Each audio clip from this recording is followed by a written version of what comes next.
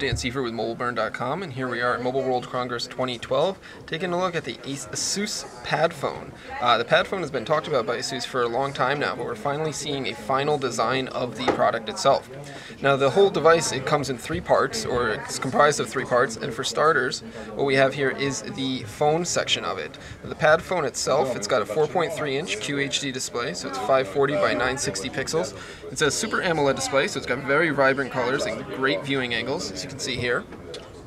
It's powered by a dual-core 1.5 gigahertz processor. It's very fast and snappy in our quick tests here, and it's running Android 4.0 Ice Cream Sandwich. Taking a look at the rest of the hardware, we've got a very thin profile here on the side. We've got connectors for micro USB charging, a unique HDMI port it seems, and then charging contacts over here, and we'll see how those work in just a moment. If we take a look at the back, we've got a nice textured back finish with an 8 megapixel autofocus camera, an LED flash. And then over here on the other side, we've got your volume up and down rockers. The whole phone has kind of a tapered finish to it, which is nice and feels good in your hand, and it fits your hand nicely. But then at the top, we've got a power sleep unlock key, as well as a 3.5mm headphone jack. Now, we've only looked at 1/3 of the story of the Padfone. The next part is actually the Padfone Station. And what that is a 10.1-inch tablet device that the Padfone itself docks in.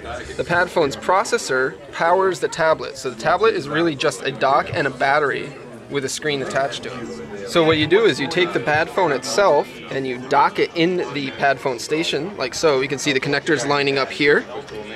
Push it until it clicks, and then we close the door.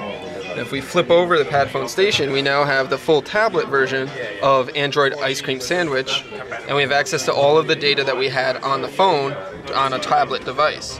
And this is a 10.1-inch screen. It's 1280 by 800 pixels. Of course, it's still powered by the same dual-core 1.5 gigahertz processor that's in the phone, but it does increase the front-facing camera to a 1.3 megapixel resolution as opposed to the VGA resolution on the phone section.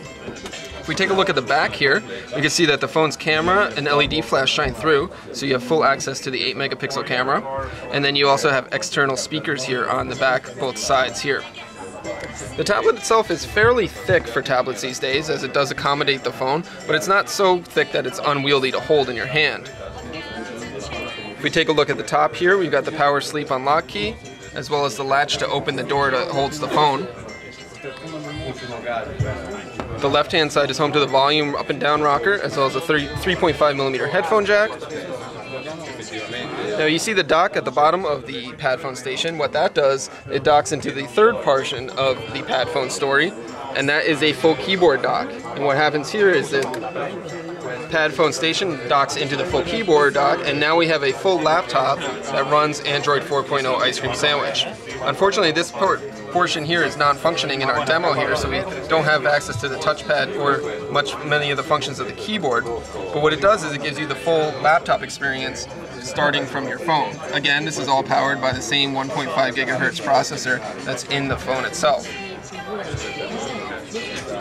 This tablet does close, and we can see, you can get a look at with the keyboard dock installed. You see you've got a USB port here, got another charging port over here,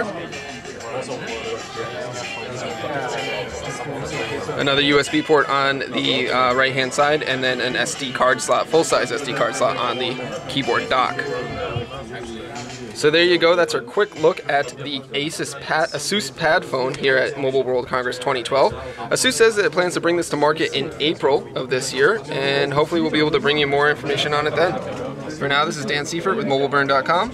Thanks for watching.